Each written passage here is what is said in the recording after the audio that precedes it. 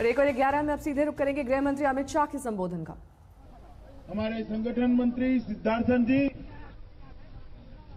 यहाँ के लोकप्रिय सांसद और मेरे मित्र भाई रमेश विधुड़ी जी, भैया आप तनिक सुन लो, 12 बजे मोदी जी आएंगे। मंच पर उपस्थित प्रदेश अध्यक्ष महोदय, हमारे संगठन मंत्री सिद्धार्थन जी, यहाँ के लोकप्रिय सांसद और मेरे मित्र भाई रमेश विधुड़ी जी, मंच पर उपस्थित अलग अलग खापों के सभी प्रधान साहिबान, चौधरी जयनारायण जी, चौधरी जगरीमन जी, चौधरी भीम सिंह जी, चौधरी फूल सिंह जी, चौधरी नेकीराम तंवर जी, पंडित छोटेलाल जी, चौधरी नरेश प्रधान जी, अन्य भी खापों के प्रधान यहाँ पर उपस्थित है।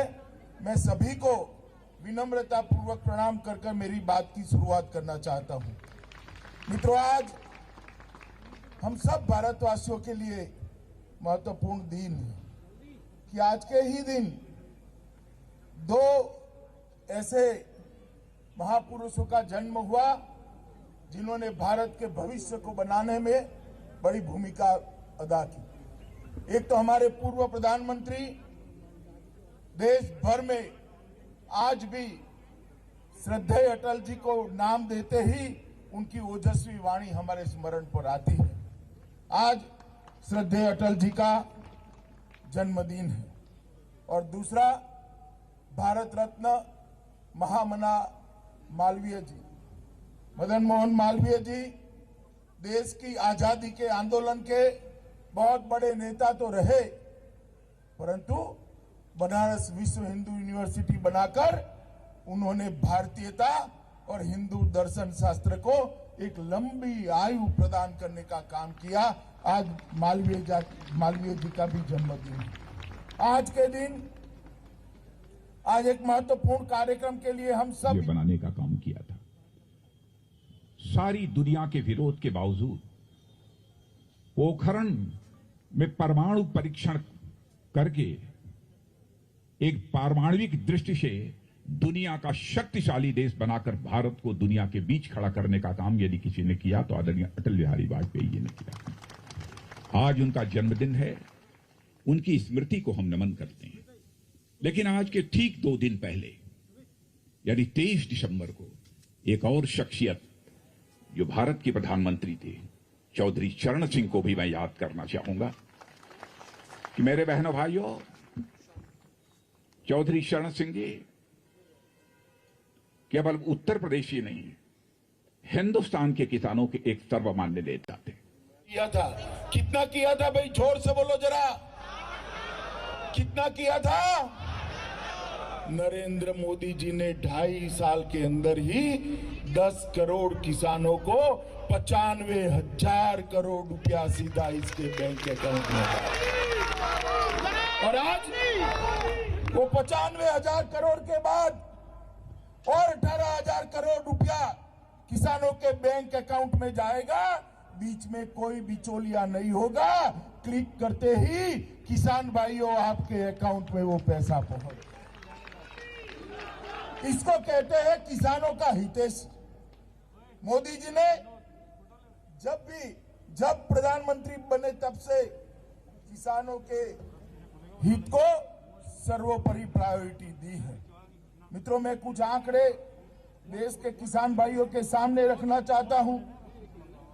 नरेंद्र मोदी जी प्रधानमंत्री बने उसके पहले 2013-14 में खाद्यान्न का उत्पादन 265 मिलियन टन था और आज वो उत्पादन बढ़कर 296 मिलियन टन पहुंचाने का श्रेय हमारे किसान भाइयों को जाता है।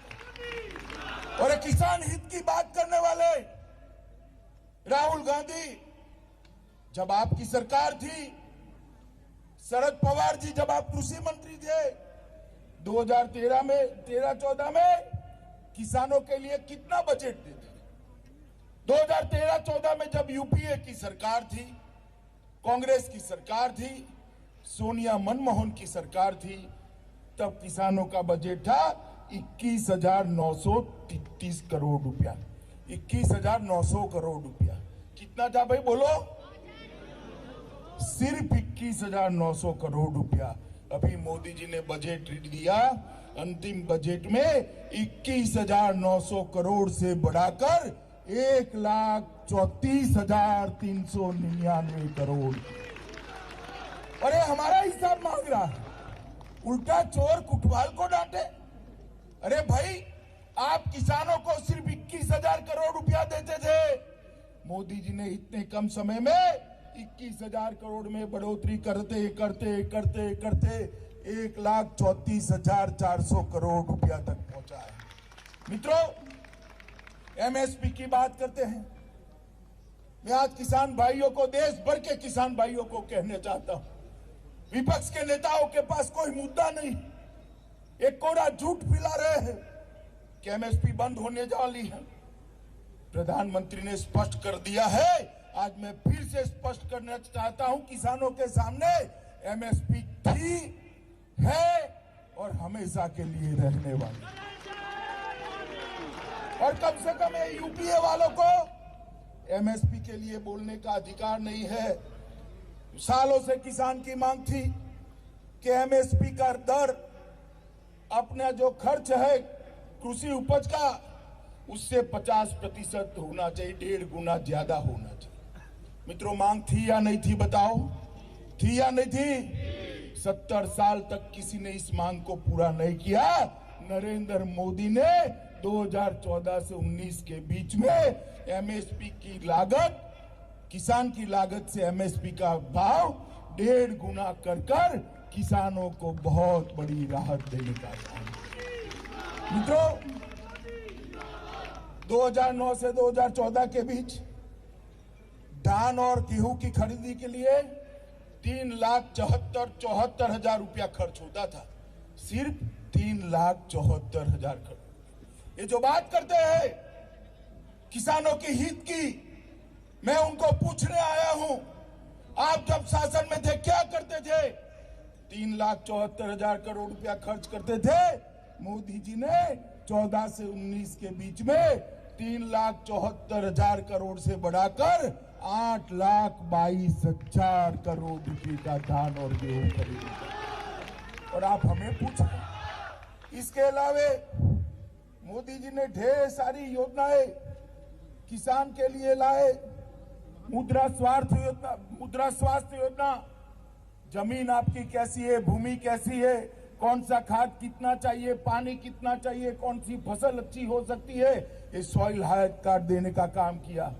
नीम कोटेड यूरिया कर यूरिया की कालाबाजारी को समाप्त कर दिया। मुझे बताओ भाइयों बहनों, उत्तर भारत में पूरे रबी हो या खरीफ यूरिया के लिए लाठियां भांजी जाती थी। कभी भी यूरिया की लाइन देखी है क्या? सब जगह यूरिया मिलने लगी क्योंकि नीम कोटेड करने से कालाबाजारी बंद।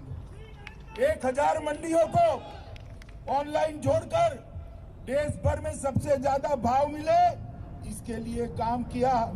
प्रधानमंत्री फसल बीमा योजना 6.5 करोड़ से ज्यादा किसानों को दी।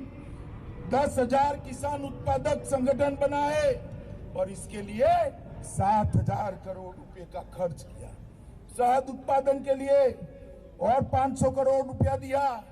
प्रधानमंत्री इरिगेशन योजना के माध्यम से 55 लाख हेक्टेयर भूमि को सूक्ष्म सिंचाई से सिंचित करने का काम प्रधानमंत्री जी ने किया है।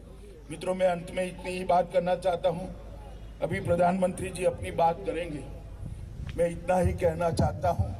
अभी जो विपक्ष हो हल्ला मचा रहा है कृषि सुधार बिलों पर, मैं किसान भाइयों को कहने आया हूं, ये तीनों कृषि सुधार बिल किसानों के हक में है, इससे किसानों का कोई नुकसान नहीं होगा। ना एमएसपी बंद होगी, ना आपकी भूमि को कोई आपसे छीन सकता है। मैं किसान भाइयों को कहने आया हूं, जब तक नरेंद्र मोदी प्रधानमंत्री है, आपकी भूमि को कोई कॉर्पोरेट छीन नहीं सकता। ये भारतीय जनता पार्टी का आपसे वादा है। मित्रों, मंडियां भी चालू रहने वाली है। एक कोरा झूठ फैलाते हैं कि मंडियों को बंद कर देंगे। मैं पूछना चाहता हूं विपक्ष के नेताओं को, कौन सा प्रावधान आपको बताता है कि मंडी बंद करने वाली है? अरे हिम्मत है तो आ जाओ, मैं रमेश उजुड़ू को चर्चा के लिए भेज दूंगा, वो बता देगा कि मंडियां बंद नहीं। मित्रों, कोरा झूठ फैलाएगा। ये जो सुधार मोदी जी लेकर आए हैं 2001 में शंकर गुरु समिति ने दिया, 2001 में मोन्टेक सिंह आहलूवालिया जो सरदार मनमोहन सिंह के बहुत प्रिय थे, इन्होंने दिया, शरद जोशी टास्क फोर्स ने दिया, 2003 के मॉडल एपीएमसी एक्ट में आया, स्वामीनाथन कमीशन की रिपोर्ट में भी है, और शरद पवार जी के समय में जो समिति बनी इसने भी इसी को आगे बढ़ाया है। महाराष्ट्र के अंदर ये प्राइवेट मार्केट शरद पवार जी ने कब के कर दी है, और अबे रुदालियों की तरह रोना शुरू किया है, क्योंकि देश की जनता ने उनको निकाल दिया है। देश की जनता ने अपने दिल में से उनको निकालकर नरेंद्र मोदी को, तो किसानों के नाम पर ये जो कोहराम देश में मचा है, कुछ जगह पे मचा है, देश भर के किसान शान से फोन कर हमारे कृषि मंत्री नरेंद्र सिंह जी का समय लेकर मिलने जाते हैं, और तीनों अध्यादेशों को, तीनों कानूनों को अपना समर्थन देते हैं, क्योंकि जानते हैं कि किसानों के हित में के ऊपर संदेह किया जा रहा है, गलतफहमी की पैदा की जा रही है।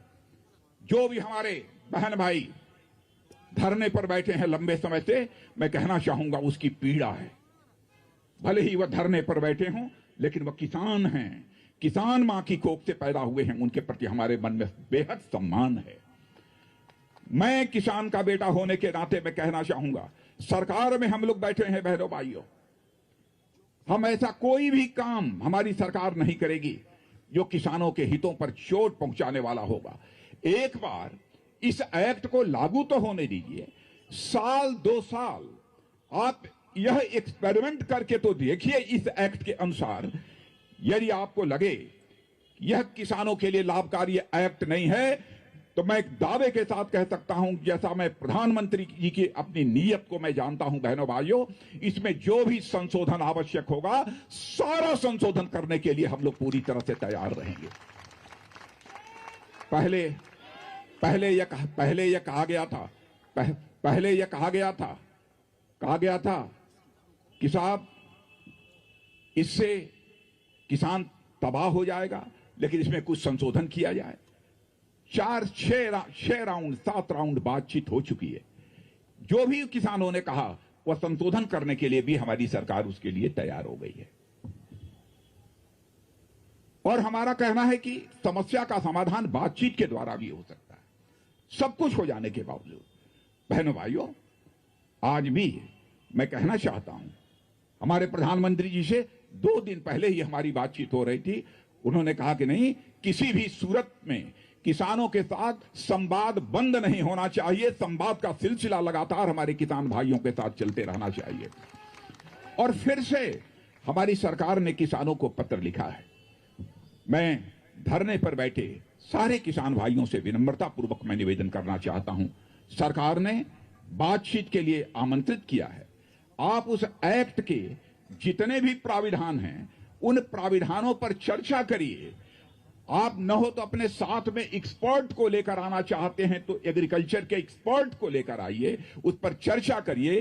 कहीं पर भी संशोधन की गुंजाइश होगी तो संशोधन करने के लिए भी हमारी यह सरकार तैयार है, सब कुछ करने के लिए तैयार है।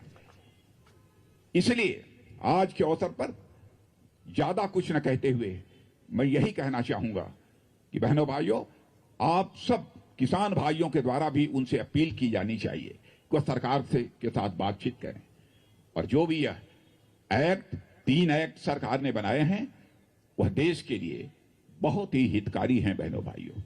इन्हीं शब्दों के साथ, क्योंकि अब 12 बजे का समय हो गया है, मैं अपनी बात यहीं पर समाप्त करते हुए और पुनः एक बार शीश झुकाकर आप सभी बहनों भाइयों का हार्दिक अभिनंदन और स्वागत करते हुए अपना निवेदन समाप्त करता हूं।